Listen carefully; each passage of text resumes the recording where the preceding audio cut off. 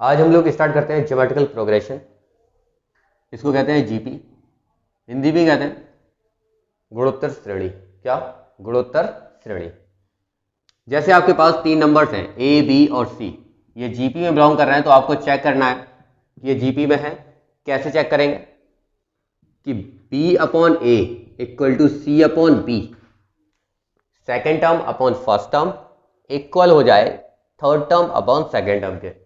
इसको हम आर कहते हैं, कॉमन रेशियो। ये हमने लेट किया हुआ है, क्या? आर।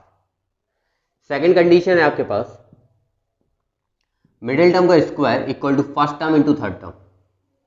मिडिल में जो आपका नंबर है उसका स्क्वायर करेंगे, first term into third term लिख देंगे। क्लियर?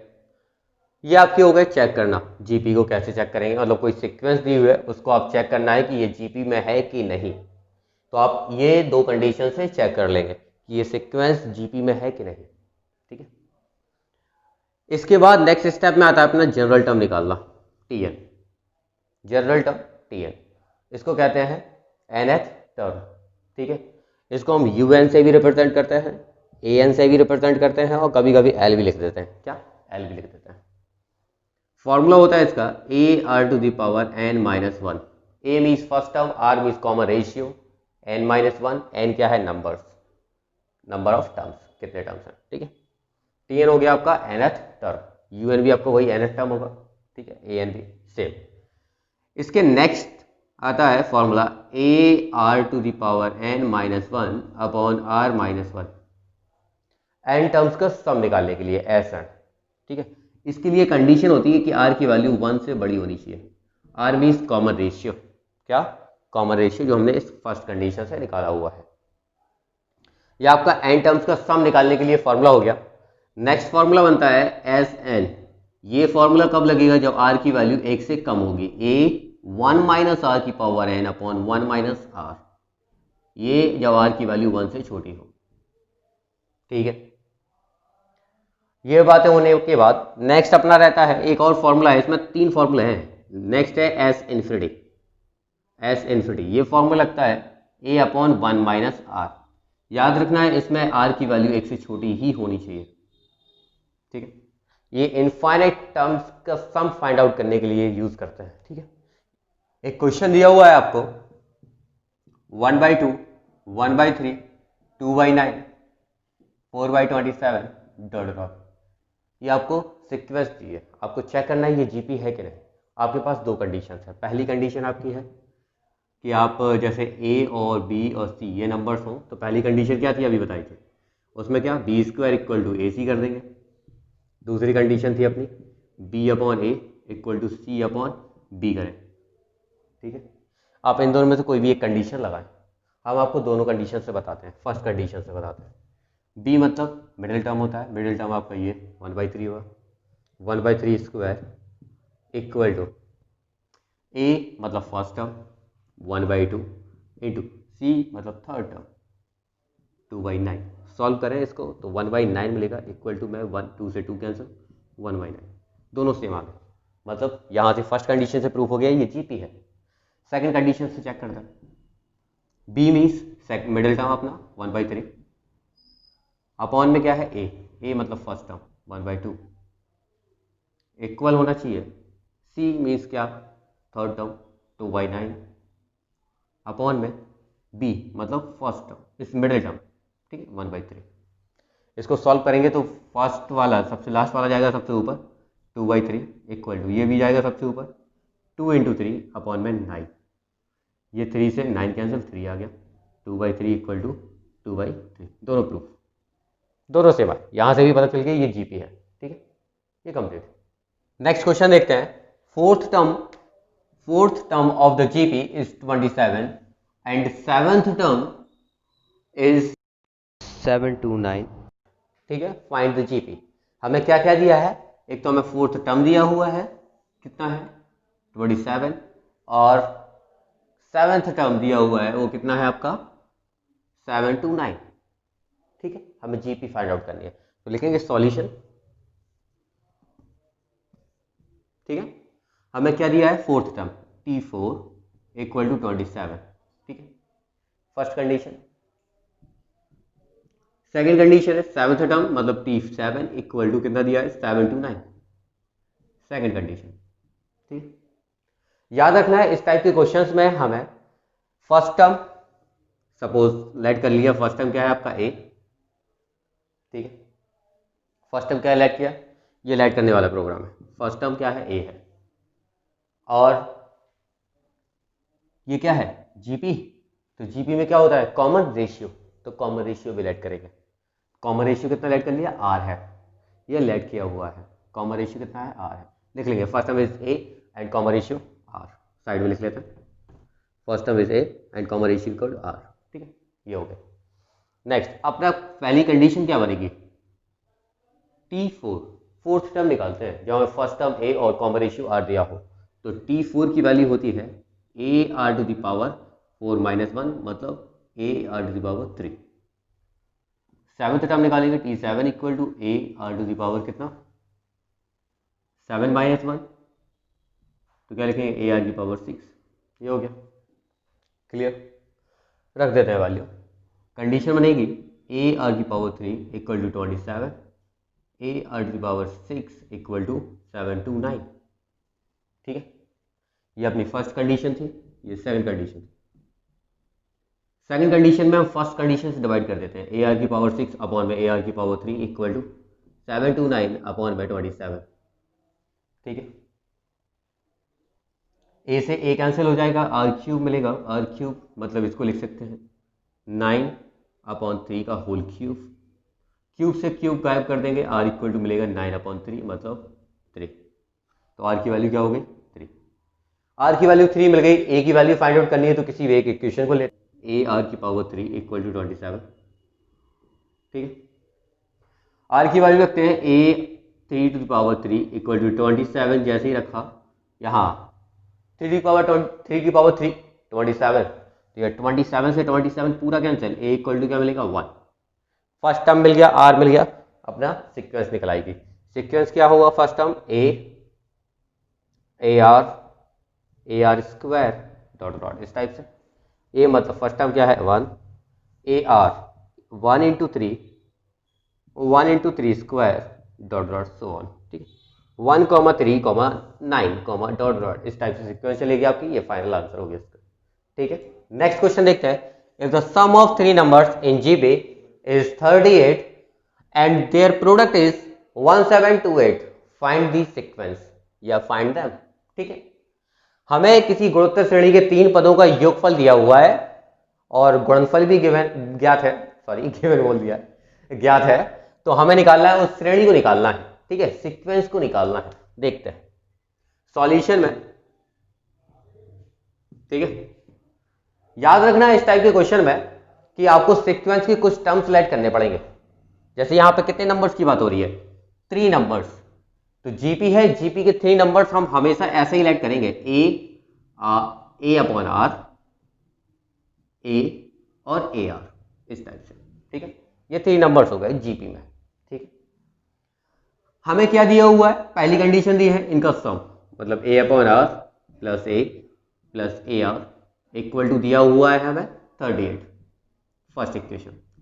सेकंड इक्वेशन में दिया हुआ है इनका प्रोडक्ट, तो मतलब a upon r into a r equal to क्या दिया है 1728, ठीक है, तो इसको सॉल्व करना है इन दो कंडीशंस को और ए आर की वैल्यू निकालनी। सॉल्व करते हैं सेकंड से, आर से R cancel, A cube equal to 1728, ठीक है, 1728 किसका होल क्यूब होता है, चेक करते हैं, ए इक्वल टू आपका निकला ए क्यूब इक्वल टू 12 का क्यूब, ठीक है, तो ए इक्वल टू वैल्यू मिलेगी आपकी 12, ठीक। नेक्स्ट हम देखते हैं आपकी ए की वैल्यू मिल गई, आपको आर की वैल्यू निकालनी है, तो आप किसी भी एक इक्वेशन का यूज करें, आप फर्स्ट इक्वेशन का यूज करते हैं क्योंकि सेकंड इक्वेशन से आपने ए की वैल्यू निकाली है, a upon are plus a r equal to 38, क्योंकि आपने सेकंड इक्वेशन से ए की वैल्यू निकाली तो आप आर की वैल्यू इससे नहीं निकाल पाएंगे क्योंकि आर आपका क्या हो रहा था कैंसिल हो रहा था। ए की वैल्यू रखते हैं 12 upon are plus 12 R equal to 38, इसको सॉल्व करके आप आर की वैल्यू निकालें, ठीक है। आर की वैल्यू निकालने के लिए डिनोमिनेटर में जरा गौर से देखें क्या है, आर है, आर से मल्टीप्लाई करते हैं, 12r²। इससे क्या है कि आपको एलसीएम नहीं लेना पड़ेगा, आपका क्वेश्चन बहुत सिंपल हो जाएगा। सबको एक साइड लाएं 12r², इसको इस साइड लाएंगे माइनस का 38 और plus 12r plus 12 equal to 0। 12r², इसको इससे माइनस करेंगे तो वैल्यू मिलेगी माइनस, यहाँ से मिलेगा आपका क्या माइनस, इसलिए क्योंकि नंबर कैसी है माइनस की बड़ी है, ये 6 आएगा, यहाँ से इससे माइनस करेंगे इसको तो यहाँ 2 आएगा r प्लस 12 इक्वल टू 0। ठीक है, आप कॉमन देखें कितना आ रहा है, 4 आएगा नहीं, 2 कॉमन ले लेते हैं, 2 से डिवाइड करेंगे तो कितना मिलेगा 6r² माइनस यहाँ 1 और यहाँ 3r प्लस यहाँ पे भी 6 इक्वल टू 0। इसके फैक्टर करते हैं, ठीक है, तो इसके फैक्टर हम साइड में कर लेते हैं, 6r² minus 13r plus 6 equal to 0। इसके फैक्टर करें आप, सीधी तरह चाल लगाएं या जैसे आपको निकालना हो वैसे निकालें। आपकी r की वैल्यू और a की वैल्यू यहाँ रख देंगे तो आपकी सीक्वेंस के 3 टर्म्स मिल जाएंगे। ठीक है, ये अपना क्वेश्चन कंप्लीट हो जाएगा यहीं पे। नेक्स्ट क्वेश्चन देखते हैं, क्वेश्चन अपना find the sum of 7th term of the GP 3 6 12 dot dot. ठीक है, सॉल्यूशन में देखते हैं। सबसे पहले हम साइड में थोड़ा फॉर्मूला देख लेते हैं, डिस्कस कर लेते हैं। ठीक है, फॉर्मूला क्या लगना है, समेशन के लगना है तो एस एन वाले फार्मूले लगना है। ठीक है, तो एस एन वाले कितने फार्मूले हैं, 3 फार्मूले हैं। ठीक है, अपने पास 3 फार्मूले हैं, तो वो डिपेंड करते हैं आर की वैल्यू पे। तो पहले हम आर की वैल्यू फाइंड आउट करते हैं। तो आर इक्वल क्या होता है अपना, second term upon first term, मतलब 6/3 वैल्यू i2। ठीक है, आर की वैल्यू कितनी निकली 2, आर ग्रेटर देन 1 हो जाएगा तो S n formula a are की power N minus 1 upon are minus 1, ये वाला फॉर्मूला काम करेगा आपका। ठीक है, ये रफ है, तो हम यहाँ पे लिखेंगे formula S N equal to, clear हो गया ना, तो हम ये फॉर्मूला लिखेंगे यहाँ पे ए आर की power N minus 1 upon are minus 1। A की वैल्यू आपकी फर्स्ट टर्म होगी 3, वैल्यू रखते हैं कितना 7th टर्म का निकालना है, S7 इक्वल टू ए की वैल्यू कितनी है आपकी 3, आर की वैल्यू क्या है 2 टू दी पावर एन की वैल्यू 7 माइनस 1 अपॉन में 7, आर की value 2 minus 1, S7 equal to निकलेगा 3 ब्रैकेट में 2 टू दी पावर 7 माइनस 1। ठीक है, कि डिनोमिनेटर में कितना आया था 1, कोई टेंशन नहीं, बस इतना हो गया। 2 टू दी पावर 7 को सॉल्व करेंगे, -1 करेंगे, इंटू 3 करेंगे, फाइनल आंसर कंप्लीट। इस टाइप के क्वेश्चन रहेंगे। ऐसे हमें या इसमें पूछा है 7 टर्म का सम, अगर हमें n टर्म्स का सम पूछा होता तो क्या करते हैं, S N equal to a are की power N minus 1 upon are minus 1, यही फॉर्मूला लगाते हैं बिल्कुल सेम। क्यों, क्योंकि आर इज ग्रेटर देन क्या है 1 है। ठीक है, तो S N equal to A की वैल्यू आपकी 3, आर की value 2 to the power N minus 1 upon 2 minus 1, तो एस एन इक्वल टू निकलना 3 to the power N minus 1। ठीक है, अब आप कहेंगे इसमें एक और फॉर्मूला था एस इन्फिनिटी, इनफाइनाइट टर्म्स का सम निकाले तो इसके इनफाइनाइट टर्म्स का सम इनफाइनाइट निकलेगा। रीजन क्या है कि नंबर सीक्वेंस के बढ़ते जा रहे हैं, कम नहीं हो रही है, इसीलिए आर की वैल्यू क्या थी इसमें लेस देन 1 होती तब इनफाइनाइट के लिए काम करता, यहाँ पे लेस देन 1 नहीं है, मतलब इस टाइप की कंडीशन। फॉर्मूले में लिखा था S infinity equal to A upon 1 minus R, तब ये फॉर्मूला काम करेगा, यहाँ तो काम नहीं करेगा। ठीक है, क्लियर होगी बात, ये आपका क्वेश्चन कंप्लीट हो गया। यहाँ 7 टर्म का सम, अगर इनफाइनाइट टर्म्स का पूछा होता तो n टर्म्स का पूछा होता तो ऐसे। क्लियर है, नेक्स्ट क्वेश्चन देखते। क्वेश्चन अपना 5 + 5 5 + 5 5 5 + 5 5 5 5 plus dot dot n times. ठीक है, n टाइम्स हमें निकालना है, n टर्म्स का सम निकालना है, तो हमने लिखा S N equal to 5 + 5 5 + 5 5 5 + 5 5 5 plus dot dot वही सेव n टाइम्स। ठीक है, लिख लेते हैं वहाँ पे n टाइम्स। ठीक है, यहाँ पे नंबर रिपीट हो रही है आपकी, क्या 5 रिपीट हो रही है, तो हम 5 को कॉमन ले लेंगे इसमें से। S N equal to 5 common लिया, वैल्यू आई 1 + 1 1 1 1 1, एक एक्स्ट्रा हो गया, प्लस 1 1 1 और एक और 1 डॉट डॉट, क्या रहेगा n टाइम्स। ठीक है, क्लियर इतनी बात। अब हमें करना क्या है कि हम 9 से मल्टीप्लाई और डिवाइड कर देते हैं, 5 9 से मल्टीप्लाई करते हैं और 9 से ही डिवाइड कर देते हैं, तो बैलेंस रहेगा पूरा प्रोग्राम। ठीक है, और ये हो गया n टाइम्स। क्लियर? ये हमें पैटर्न्स थोड़े याद रखने पड़ेंगे इस टाइप के क्वेश्चन के साथ। तो याद रखें कि किसी भी क्वेश्चन को जब आप सॉल्व कर रहे हो तो उसको उसके फेस से पहचानें।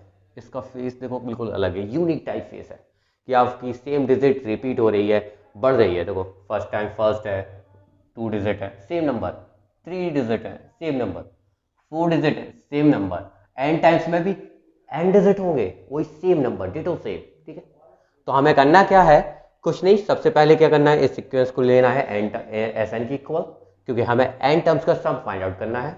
तो हम क्या करेंगे, सबसे पहले जो डिजिट आपकी रिपीट हो रही है उसी को हम कॉमन ले लेते हैं। तो वैल्यू मिलेगी 1 + 1 1 + 1 1 1, ऐसी इसी स्टाइल में आपके n टाइम्स तक वैल्यू मिलेगी। ठीक है, फिर करना क्या है, नेक्स्ट स्टेप में 9 से मल्टीप्लाई करना है और डिवाइड भी करना है।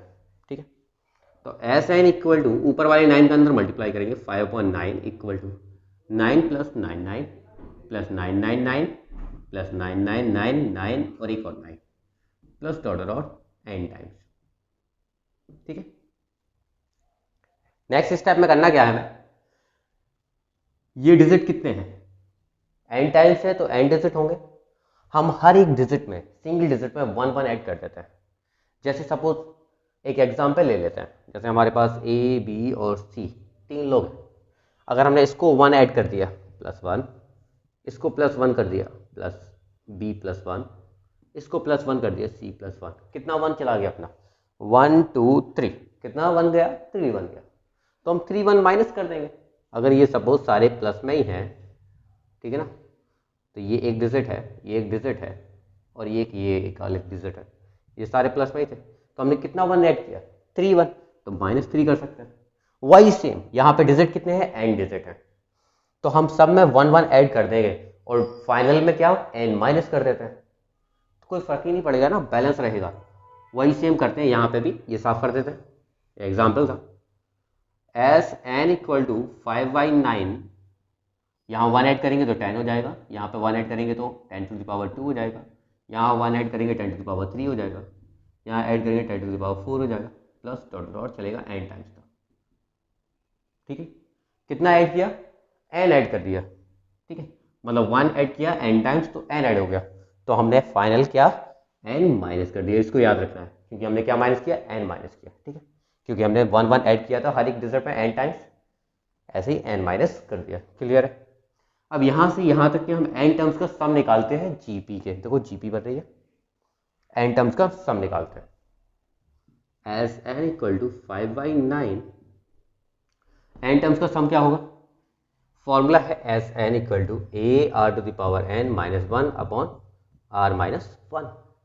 तो a की वैल्यू 10, r की वैल्यू क्या है 10, क्योंकि डिवाइड करेंगे 10 ही निकलेगी, कि होल पावर n -1 अपॉन में 10 - 1। r की वैल्यू ग्रेटर देन 1 है, नॉर्मल सी बात है, यहाँ लिख भी लें r इज ग्रेटर देन 1।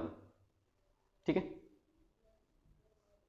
इस स्टेप के पहले लिख लें। ठीक है, याद रहे, या किसी को भी जब कोई क्वेश्चन चेक करेगा तो उसको समझ में आ जाएगा। ठीक है, ये और यहाँ पे -n कर देंगे। ठीक है, इसको थोड़ा सही से अरेंज करके लिख लेंगे और फाइनल आंसर आएगा S N equal to 5/9 bracket में 10 × 10⁻n -1 अपॉन में 9 -n। इसको एलसीएम लेके बैलेंस करेंगे, खत्म हो जाएगा। ठीक है, जीपी में हम नेक्स्ट टाइप का क्वेश्चन देखते हैं। क्वेश्चन होगा आपका 0.7 बार।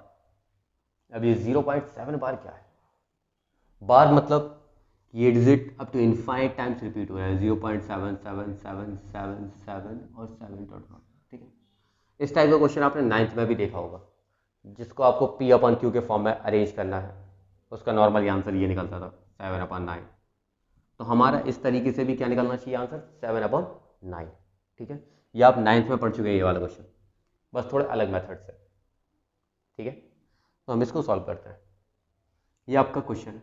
ठीक है, 0.7777 इसकी वैल्यू निकालनी है। ठीक है, तो इसको हम लिख सकते हैं, जीपी से निकालना है। ठीक है, इसको हम लिख सकते हैं 0.7 + 0.07 + 0.007 + 0.0007 डॉट डॉट लिख सकते हैं सर।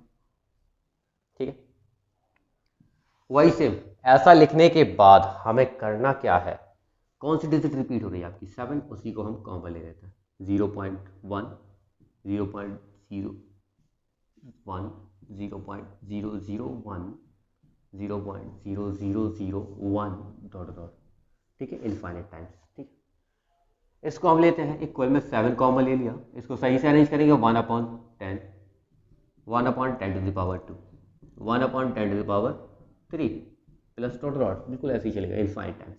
ठीक है, ये अपनी देखो जरा जीपी बन गई ना, जीपी के इनफाइनाइट टर्म्स है ना, यहाँ पे इनफाइनाइट टर्म्स का सम निकालते हैं। जीपी के इनफाइनाइट टर्म्स का सम होता है a/1 माइनस आर, और आर की वैल्यू 1 से कम होती है, और यहाँ पे भी वही सेम है, आर इज लेस देन 1 है।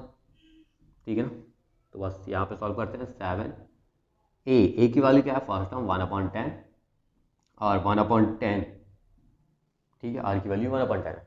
सॉल्व करते हैं तो 7 यहाँ पे 1/10, यहाँ एलसीएम लेंगे तो 9/10 मिलेगा, 10 से 10 कैंसिल, वैल्यू मिलेगी ये 10 से 10 कैंसिल 7/9, तो सेम आंसर है। ये अपने जीपी का क्वेश्चन कंप्लीट हो गया। नेक्स्ट हम स्टार्ट करते हैं एचपी। हार्मोनिकल प्रोग्रेशन, हिंदी में हम इसको कहते हैं हरात्मक श्रेणी। ठीक है, ये हरात्मक श्रेणी एपी से निकली है, अर्थमेटिकल प्रोग्रेशन मतलब समांतर श्रेणी से। कैसे, जरा गौर से देखें। पहले हम समांतर श्रेणी देख लेते हैं। ए बी सी किस में बिलोंग कर रहा है, अगर एपी में बिलोंग कर रहा है, ठीक है ना, किस में, एपी में बिलोंग कर रहा है, तो हम जस्ट इसको, इसके टर्म्स को उल्टा करते हैं, 1/a 1/b और 1/c करते हैं, तो ये बिलोंग करेगा किसमें, एचपी में। ठीक है, एक बात और याद रखें, क्या याद रखनी, कि हम इसके एचपी के एन टर्म्स का सम नहीं निकाल सकते हैं। हम एन टर्म्स निकाल सकते हैं पर एन टर्म्स का सम नहीं निकाल सकते हैं। अब एन टर्म्स कैसे निकाल सकते हैं, एपी का एन टर्म्स निकालें और उसको उल्टा कर दें, तो किसका हो जाएगा, एचपी का एन टर्म्स हो जाएगा। जैसे एग्जाम्पल देखते हैं 1/2 1/3 1/4 1/5 डॉट डॉट, ये बिलोंग कर रहा है किसमें, एचपी में। कैसे पता, क्योंकि इसको उल्टा करो, 2 3 4 5 डॉट डॉट, ये किस में बिलोंग कर रहा है, एपी में, तो इसलिए ये किस में बिलोंग करेगा, एचपी में। यही कंडीशन है मेन। ठीक, हमें इसका nth टर्म निकालना है। nth टर्म कैसे निकलेगा, tn equal to a plus n minus 1 into D, AP का यही होता है। a मतलब first term, n 2 plus n minus 1 into D की वैल्यू कितनी है, 1, tn equal to 2 plus n minus 1, tn equal to n plus 1 हो जाएगा। tn कितना हो जाएगा, n प्लस 1, तो hp का n टर्म क्या निकलेगा, tn, इसको डैश कर देते हैं। ठीक है, इसका n टर्म क्या हो जाएगा, tn डैश, तो कितना होगा 1/n प्लस 1, क्योंकि इसका n टर्म क्या होगा, n प्लस 1। ठीक है, तो उसका n टर्म क्या हो जाएगा, 1/n प्लस 1, क्या आएगा 1/n प्लस 1। ठीक है, सिमिलर कंडीशन है। ठीक है, कोई ज़्यादा टफ नहीं है। ठीक है, ये होने के बाद हमें अब देखना है एचपी में, बस सिर्फ इतनी सी कंडीशन है। इसमें देखना है हमें एएम, जीएम और एचएम। ठीक है, वो और देख लेते हैं। नेक्स्ट हम देखते हैं एएम, जीएम और एचएम। ठीक है, ये तीन चीजें हमें देखनी है। क्लियर, ये तीन चीजें देखनी है, एएम, जीएम और एचएम। जैसे हम 2 नंबर्स लेते हैं 1 और 2, ए और बी। ठीक है, 2 नंबर्स है, हमें निकालना है एएम। तो एएम के लिए फॉर्मूला होता है, एएम का फॉर्मूला होगा a plus b divided by 2, normal सी बात है। ठीक है, जीएम, अगर इसका ही हमें जीएम निकालना है ए बी का, तो फॉर्मूला होगा √AB, और हमें एचएम निकालना है, तो इसके लिए फॉर्मूला है 2AB/A प्लस बी। ठीक है, ये तीन होगा। इसमें कंडीशन याद रखनी है, AM always greater than equal to होगा जीएम के, और GM always greater than equal to होगा एचएम के। ठीक, ये कंडीशन आपको इनइक्वलिटी याद रखनी पड़ेगी। ठीक है, क्लियर, बस इतनी सी बातें याद रखनी है और कुछ नहीं करना है आपका। ये अरिथमेटिकल मीन में सिर्फ इतना ही है। ठीक है।